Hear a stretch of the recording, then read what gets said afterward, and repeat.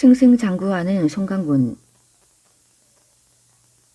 한편 가까스로 목숨을 구해 달아나던 동선실랑과 교화유강은 무작정 동쪽 길로 달아나다가 역시 송나라 군에게 쫓기던 총명옥과 조명제를 만났다. 그들이 놀란 얼굴로 동선실랑에게 물었다. 이게 도대체 어찌된 일입니까? 동선실랑이 힘없는 목소리로 말했다. 그 도적들에게 성을 빼앗겼다네. 그럼 이제 우린 어떻게 되는 겁니까? 아무튼 이제 별 수 없으니 계주성으로 가서 따로 계책을 내어 놈들을 무찌를 수밖에 없지 않겠나. 그리하여 그들은 곧장 계주성을 향해서 말을 달렸다. 그런데 계주성은 특히 중요한 땅이라 요나라 야율 임금은 친동생인 야율 득중으로 하여금 그곳을 지키게 했다. 야율 득중에게는 용맹한 아들들이 있었는데 야율 종운, 야율 종전, 야율 종례, 야율 종림 등 네 장수였다. 또한 그 외에도 계주성에는 총병대장 보밀성과 부총병대장 천산용 등 연하문 명의 빼어난 장수가 서로 힘을 합해서 성을 지키고 있었다. 동선실랑 등으로부터 단주성을 빼앗기게 된 내력을 자세히 전해들은 야율득중은 크게 놀랐다. 놈들은 아무래도 도적질이나 일삼던 무리가 아닌 듯하다. 야율득중의 말에 동선실랑이 덧붙였다. 그렇습니다. 그 장수와 군졸들의 세력이 가볍지 않습니다. 특히 놈들 중에는 푸른 두건을 쓴 자가 하나 있는데 그 자가 어찌나 돌팔매질을 잘하는지 돌을 던지면 빗나가는 법이 없습니다. 폐하의 조카님이신 두 분 장군과 아리기 장군도 모두 그자의 돌팔매질에 맞아 죽었습니다. 그렇다면 그대들은 이곳에서 나를 도우라. 내가 송강의 무리를 쳐 없애겠다. 야율득중이 그렇게 말하고 있는데 정탐을 나갔던 군졸 하나가 황급히 돌아와서 알렸다. 송강의 무리가 두 길로 나뉘어서 쳐들어옵니다. 야율득중이 눈을 번뜩이면서 물었다. 쳐들어오는 곳이 어느 쪽이냐? 한 무리는 평육현 쪽으로 오고 또 한 무리는 옥전현 쪽으로 쳐들어오고 있습니다.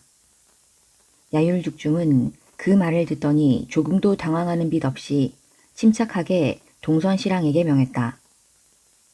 그대에게 본부 군사를 내어줄 것인즉 즉시 평육현 어기로 가서 지키되 급히 싸움을 서두를 필요는 없다. 나는 옥전현 쪽으로 가서 놈들을 무찌른 다음 뒷길로 돌아가 평육현을 치겠다. 그렇게 되면 평육현의 오랑캐들은 달아날 길도 없을 것이다. 이에 동선실랑은 즉시 그의 명에 따랐다. 곧이어 야율득중은 패주성과 유주성의 구원병을 청하는 한편 총병대장 보밀성으로 하여금 계주성을 지키도록 하고 내 아들과 부총병장 천산용을 이끌고 곧장 옥전형으로 향했다. 한편 군사를 이끌고 평육현에 이르른 송강은 관문이 험한 데다 적의 대비가 생각보다 단단한 것을 보자 더 이상 나아가지 못하고 서쪽에 영체를 세웠다. 또한 노준이도 그때 여러 두령들과 더불어 3만여 명의 군사를 이끌고 옥전현으로 향하고 있었는데 마침 멀리서 요나라 군사가 오는 것이 보였다. 노준이는 군사 주무와 더불어 상의했다. 지금 적군이 몰려오고 있소. 옛 말에 이르기를 오나라 사람은 월나라 땅을 모른다고 했듯이 우리는 이곳의 지리에 캄캄하오. 도대체 어떤 계책을 쓰는 게 좋겠소. 제 어리석은 생각으로는 이곳 지세를 자세히 알지 못하니 함부로 들어가서는 이롭지 못할 것 같습니다. 그러니 장사진을 펼쳐 나아가는 것이 옳을 듯 싶습니다. 군사들을 길게 느려 긴 뱀처럼 배치하여 머리와 꼬리가 서로 싸우면서 빈틈없이 밀고 들어가는 것입니다. 낯선 곳에서 싸울 때 종종 사용되는 진영입니다. 주무가 그렇게 계책을 내자 노준이가 고개를 끄덕였다. 듣고 보니 과연 그럴듯하오. 노준이가 그 말에 동의하자 주무는 장대 위에 뛰어오르더니 곧 신호기를 흔들어서 장사진을 벌이게 했다. 얼마 있지 않아 멀리 요나라 군사가 다가오는 것이 보였다. 흙먼지를 일으키며 나는 듯이 달려오는데 그 기세가 가볍지 않았다. 장수들은 모두 연한 갑옷에다 수놓은 점포를 입고 좋은 말을 타고 있었는데 한눈에 보아도 미풍이 넘쳐 흘렀다. 변방에서 자라나며 일찍부터 활쏘기와 말타기를 익힌 그들이었다. 그중 맨 앞에 선 장수는 야율득중이었다. 그는 옥전현에 이르자 군사를 내몰 진을 벌였다. 장대 위에서 내려온 주문은 노준이에게 말했다. 지금 저들이 벌이고 있는 진세는 오호고산진이라고 하는 것으로서 별로 대수로울 것이 없는 진세입니다. 오호고산진이란 어떤 진세이요? 노준이가 궁금한 얼굴로 묻자 주무가 대답했다. 5마리의 호랑이가 산을 의지한 형태의 진세를 말합니다. 노준이가 다시 물었다. 그렇다면 장사진으로 싸워도 괜찮겠소? 아닙니다. 오호고산진에는 곤화붕진의 형태로 맞서야만 합니다. 주문은 말을 마치자마자 장대 위에 뛰어올라 군사들에게 신호기를 흔들어댔다. 그러자 곧 군사들이 새로운 진영을 펼쳤다. 곤화붕진이란 어떤 진세이요?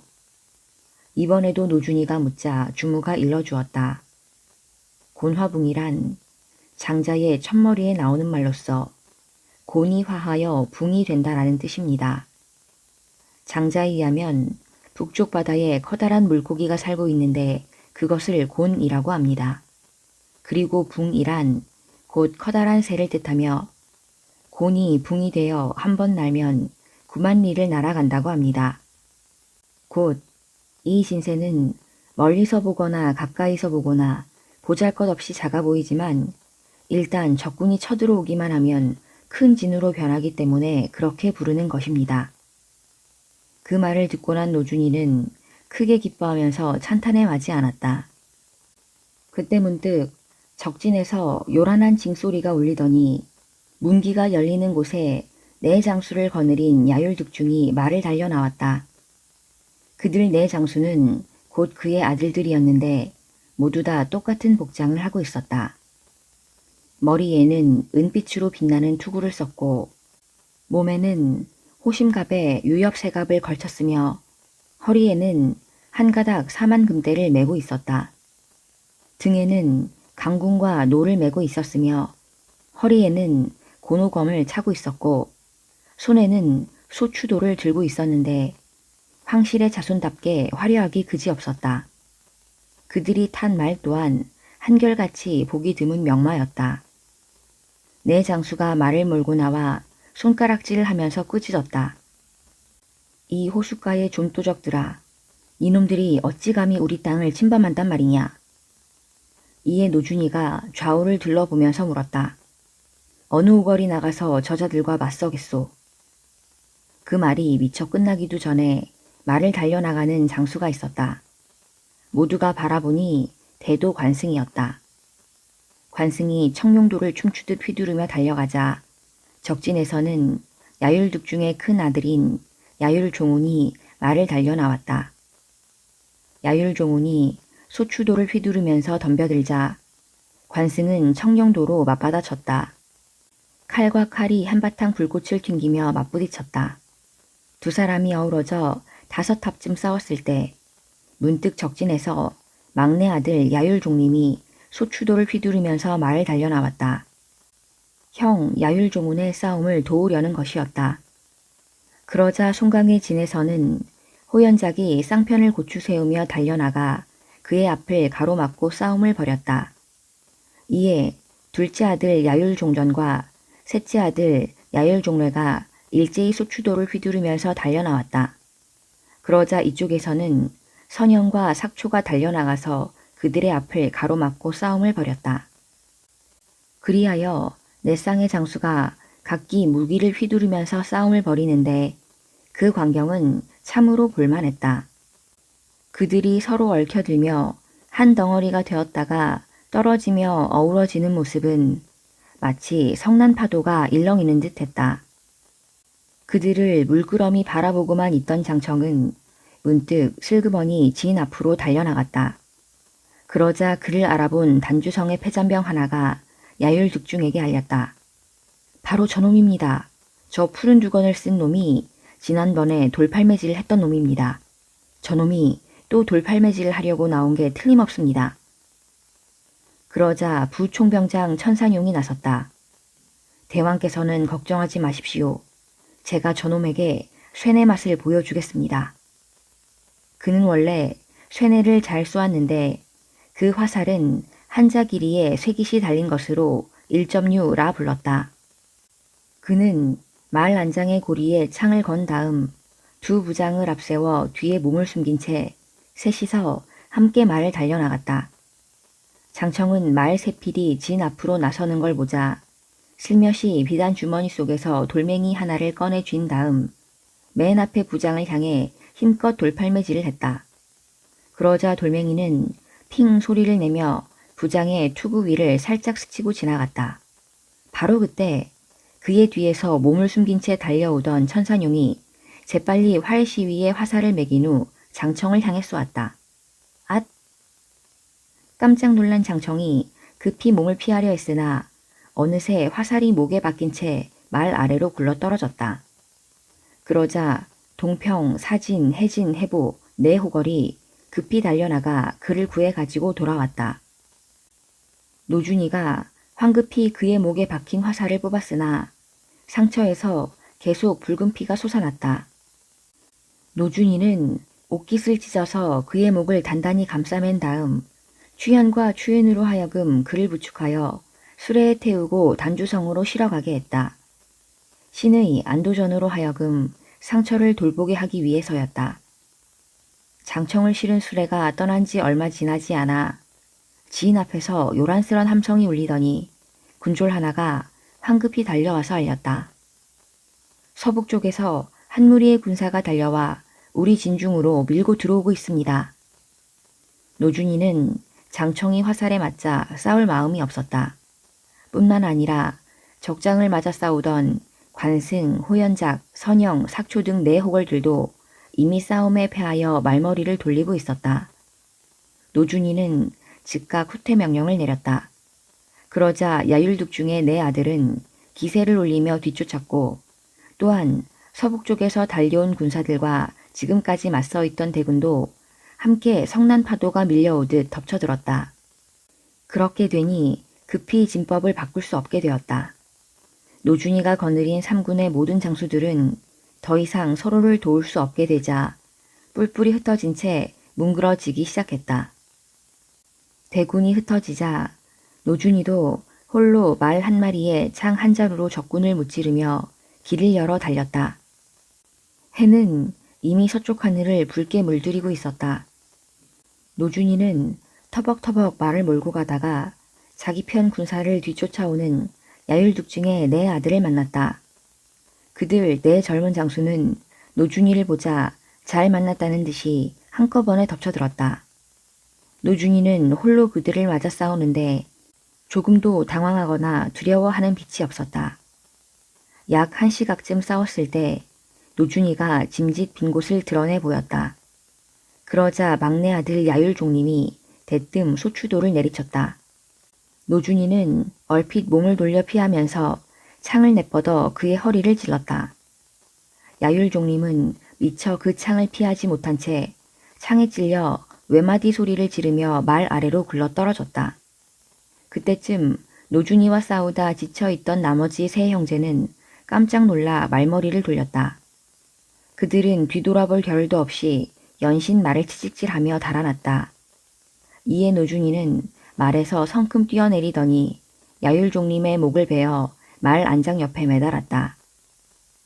그가 말 안장 위에 올라 또다시 남쪽을 향해 달리고 있는데 문득 양쪽에서 요란한 함성이 일면서 천여 명의 적군이 나타났다. 앞장선 장수는 계주성의 부총병장 천산용이었다. 네 이놈, 감히 어딜 달아나려 하느냐. 어서 썩 나와서 목을 바치지 못할까.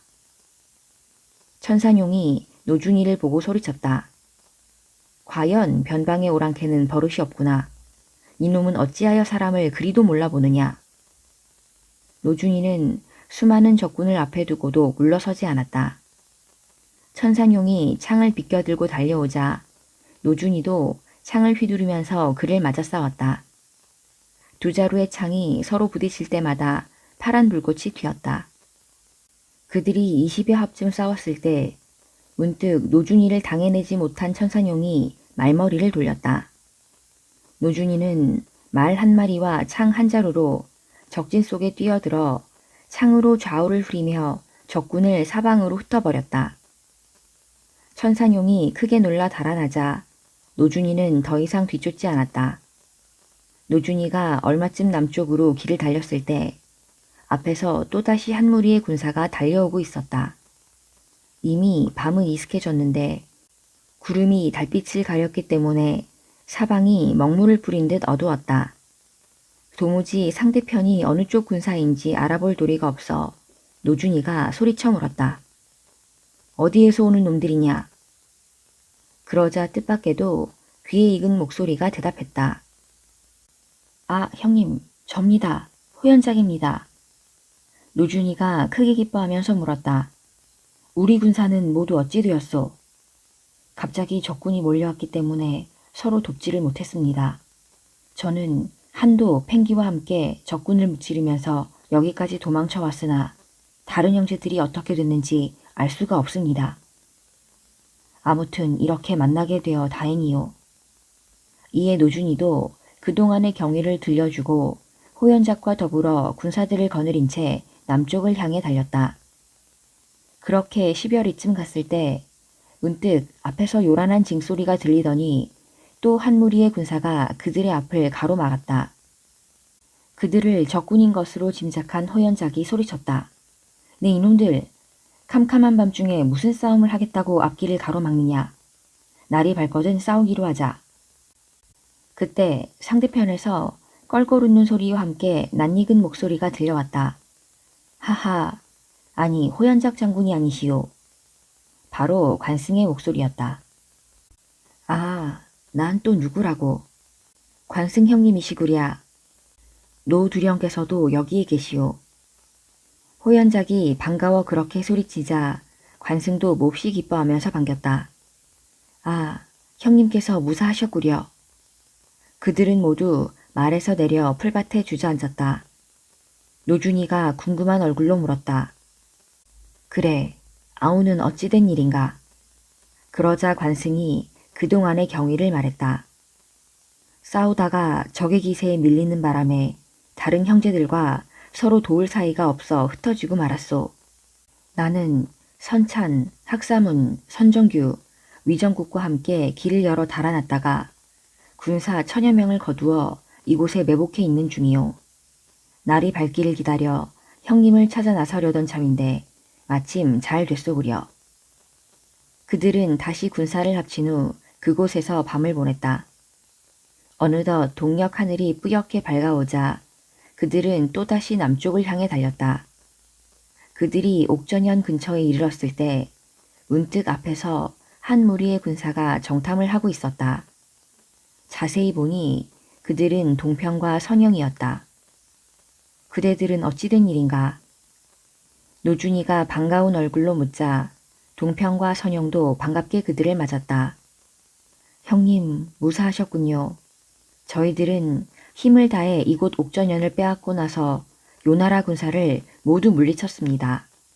후건과 백승은 송강 형님께 보고하러 갔으나 혜진, 해보, 양님, 석용이 보이지 않으니 도무지 어찌 된 일인지 궁금하기 짝이 없어 이렇게 찾아 나섰습니다. 동평과 선영이 거느린 군사까지 합친 노준이는 즉시 군사를 움직였다. 옥전현에 이르러 노준이는 군사를 점검해 보았다. 처음 군사를 내었을 때보다 5천여 명이나 모자라 노준이는 몹시 마음이 어두웠다. 그런데 4시쯤 되자 문득 군졸 하나가 달려와 알렸다. 군사 2천여 명이 돌아왔습니다.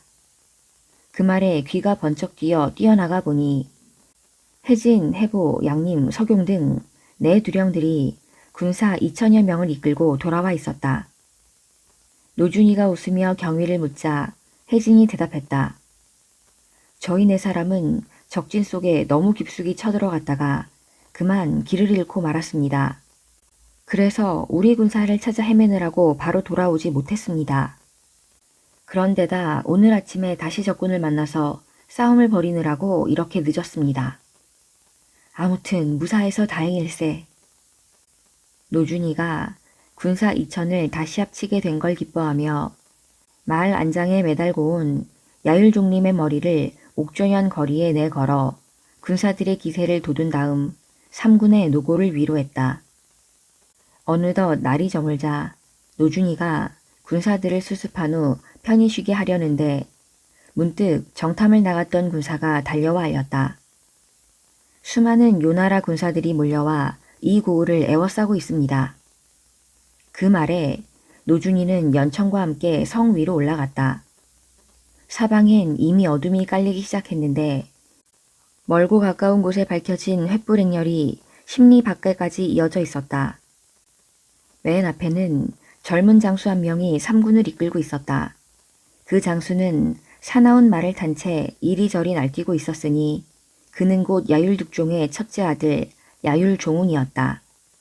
연청이 그를 보고 이를 갈며 중얼거렸다. 오냐, 어제는 장청영님이 이놈들의 화살에 맞았으니 오늘은 내가 그 빚을 갚아주마. 그 말과 함께 작은 쇠뇌를 꺼내서 앞선 장수를 향해 쏘았다. 그러자 화살은 곧바로 날아가 적장의 콧등에 꽂혔다. 야율종운이 외마디 소리를 지르며 말 아래로 굴러 떨어졌다. 요나라 군사들이 황급히 달려가 그를 부축하였으나 그는 이미 죽은 목숨이었다. 장수를 잃은 요나라 군사들은 금세 어지러워지기 시작하더니 그만 밖으로 물러나고 말았다. 노준이는 여러 장수들과 함께 다시 싸울 일을 의논했다. 장수가 화살에 맞아 죽는 바람에 물러나기는 했으나 날이 새면 반드시 다시 공격을 퍼부을 거요. 저들이 이 성을 에워싼다면 어떻게 치고 나갈 수가 있겠소. 그러자 군사 주무가 입을 열었다. 송공명 형님이 소식을 들으면 반드시 구하러 오실 것이오. 그때 우리가 안에서 호응한다면 간단히 놈들을 물리칠 수가 있을 겁니다. 노준이가 고개를 끄덕이며 말했다. 옳은 말이요. 우선 날이 새기를 기다립시다. 어느새 동력이 훤히 밝아오고 있었다. 날이 밝기가 무섭게 요나라 군사들은 어느덧 물샐 틈 없이 성을 에워싸고 있었다. 사방에 군사들이 빽빽이 늘어섰는데 개미 새끼 한 마리조차 빠져나갈 수 없을 지경이었다. 그런데 벼랑간 동남쪽으로부터 수만 명의 군사가 먼지를 뽀얗게 일으키면서 마치 구름이 몰려오듯 밀려들고 있었다. 주무가 문득 자신 있게 말했다. 저건 분명 송강형님이 이끄는 군마일 것입니다. 놈들이 싸움을 하기 위해 일제히 남쪽으로 향하거든. 그때 우리는 군사를 내몰아 뒷덜미를 덮쳐야 합니다. 그러나 적군은 그의 생각대로 움직여주지 않았다. 밤새도록 성을 에워싸고 있다 보니 몹시 지쳤던 것이다. 그들은 송강이 대군을 이끌고 오자 감히 맞서 싸울 생각을 하지 못한 채 군사들을 거두어 물러가려 하였다. 그 낌새를 눈치챈 주무가 재촉했다. 저들이 물러나려 하고 있는데 이때 우리가 저들을 치지 않는다면 어느 때를 다시 기다리겠습니까? 이에 노준이도 주무의 말에 따랐다. 즉시 군사를 내몰아 물러나는 적군을 덮쳤다. 앞뒤로 협공을 당한 요나라 군사들은 별이 떨어지듯 구름이 흩어지듯 크게 패하여 달아났다. 송강은 그들을 멀리까지 내쫓은 후 징을 울려 군사를 거두었다. 옥전현으로 돌아간 송강은 노준이와 군사를 합친 다음 개주성을 치기 위해 새로이 군사를 배치했다. 군사를 크게 둘로 나눈 송강은 군사들이 여러 날에 걸친 싸움으로 지쳐 있었으므로 대종을 단주성에 보내서 장청의 상처가 어떤지 알아보게 했다. 그러자 안도전이 사람을 보내 송강에게 알려왔다. 아직 상처가 다 아물진 않았으나 안으로 병이 생긴 것이 아니므로 고름만 멎으면 절로 낫게 된다 하였습니다. 또한 지금 날씨가 몹시 무더운지라 군사들 중에 병이 생기는 자가 많아졌으므로 신이 안도전은 소양과 송청으로 하여금 동경에 가서 필요한 약들을 구해오도록 하였습니다. 그 말을 들은 송강은 어느 정도 안심이 되었다. 그리하여 송강은 곧장 노준이와 더불어 계주성을 치기 위한 의논에 들어갔다. 계주성 안에는 보험사라는 커다란 절이 하나 있어. 회랑 아래쪽에 법륜 보장각이 있는데 그 중간은 대웅전이요. 그 앞쪽에 높직한 보탑이 솟아 있어. 지난번 요나라 군사를 무찔러 물리쳤을 때 나는 석수와 시천으로 하여금 패잔병 속에 끼어들어 계주성 안에 숨어들도록 지시했었소. 그들이 지금 그 보탑 안에 숨어 있을 것인즉 우리가 쳐들어가면 안쪽에서 즉시 불을 질러 호응할 거요. 그 말을 듣자 노준이가 재촉했다. 그렇다면 어서 출진 준비를 서두르는 게 좋겠습니다. 다음 날이 되자 송강은 평옥현을 떠나 계주로 향했다. 노준이도 자신이 이끄는 우군을 거느리고 그 뒤를 따랐다. 한편 계주성의 야율득중은 큰아들과 넷째 아들을 잃자 가슴 깊이 원한이 사무쳤다. 그는 끓어오르는 분노를 참지 못한 채 여러 장수들과 더불어 앞으로의 계책을 의논했다. 지난번에 우리가 청했던 탁주와 폐주의 구원군은 지레 겁을 집어먹은 채 달아나 버렸다. 그리고 지금 송강일당은 군사를 합쳐서 옥전현에 주둔해 있다. 저들은 머지않아 우리 계주성을 치러 올 것인즉 이 일을 장차 어쩌면 좋겠는가. 총병대장 보밀성이 나서며 큰 소리를 쳤다. 만일 놈들이 겁없이 쳐들어온다면 제가 나가 싸워 우두머리를 사로잡을 것인즉 아무 걱정 마옵소서. 동선시랑이 곁에서 그 말을 듣고 일러주었다. 놈들 중에는 돌팔매질에 능한 자가 있으니 우선 그 푸른 두건을 쓴 자부터 사로잡아야 할 것이요. 그러자 부총병장 천선용이 자랑삼아 말했다. 그놈은 지난번 제가 쏜 화살에 목이 뚫렸으니 지금쯤은 아마 죽었을 것입니다. 동선시랑이 고개를 끄덕이며 그 말을 받았다. 그 놈을 해치워 버렸다면 다른 놈들은 크게 겁낼 게 없소이다. 그때 정탐을 나갔던 군사가 돌아와서 알렸다. 송나라 군사가 새까맣게 몰려오고 있습니다. 깜짝 놀란 야율득중은 급히 상군을 점검한 후에 보밀성과 천산용으로 하여금 성 밖에 나아가 적군을 맞아 싸우라고 일렀다. 송강이 진두에 서서 바라보니 문득 문기가 열리면서 총병대장 보밀성이 말을 박차며 달려나오고 있었다. 그걸 본 송강이 좌우를 둘러보면서 물었다. 누가 저자를 맞아 싸우겠소? 그러자 그 말이 미처 끝나기도 전에 표자두 임충이 장팔사모를 춤추듯 휘두르며 달려나가 병력같이 소리쳤다. 내 이놈 잘 만났다. 내가 네 목을 가지러 왔다. 그러자 보밀성도 지지 않고 마주 꾸짖었다. 한낱 물가의 도적놈이 어찌 감히 이리도 버릇없이 군단 말이냐. 내가 기필코 네 놈의 목을 베어 공을 세우고 말리라. 두 장수는 동시에 말을 박차 창칼을 맞댔다. 두 마리의 말이 서로 몸을 비벼댔고 두 자루의 창이 연신 부딪히며 불꽃을 일으켰다. 싸움은 어느덧 30여 합에 이르고 있었다. 이번에야말로 자기가 공을 세울 때가 됐다고 생각한 임충은 장팔사모를 크게 휘두르면서 깊숙이 쳐들어갔다. 그러자 보밀성이 잽싸게 장창을 수습하여 임충의 얼굴을 향해 힘껏 내찔렀다. 다음 순간 임충은 장팔사모로 그것을 가볍게 쳐내는 한편 우레 같은 소리와 함께 보밀성의 목을 향해 힘껏 찔러 들어갔다. 그 재빠른 창을 끝내 피하지 못한 보밀성은 목줄기에서 붉은 피를 쏟으면서 말 아래로 고꾸라졌다. 진중에서 그 광경을 본 천산용은 다짜고짜 창을 비켜든 채 말을 달려나왔다. 그러자 송강의 진영에서는 금창수 선영이 구겸창을 휘두르면서 달려나갔다. 두 사람은 곧 어우러져 불꽃 튀는 승부를 겨루었다. 그러나 어찌 감히 천산용이 선영의 적수가 될 수 있단 말인가. 싸운 지 20여 합도 채 못되어 선영의 구겸창이 번쩍 호궁에서 번뜩이더니 천산용의 얼굴을 내리찍었다. 또다시 적장이 말 아래로 굴러떨어지는 순간이었다. 대장을 잃은 요나라 군사들은 기세가 오른 송나라 군사에게 지레 겁을 먹고 달아나기에 바빴다. 송강은 크게 기뻐하며 군사를 이끌어 그들을 10여리 밖까지 뒤쫓다가 그곳에 영체를 세우고 삼군을 위로했다. 그리고 다음 날 영체를 거두어 계주성으로 나아갔다.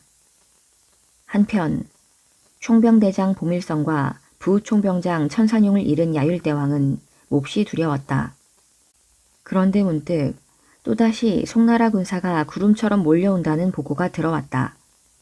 깜짝 놀란 야율대왕은 황망히 동선실랑에게 명을 내렸다.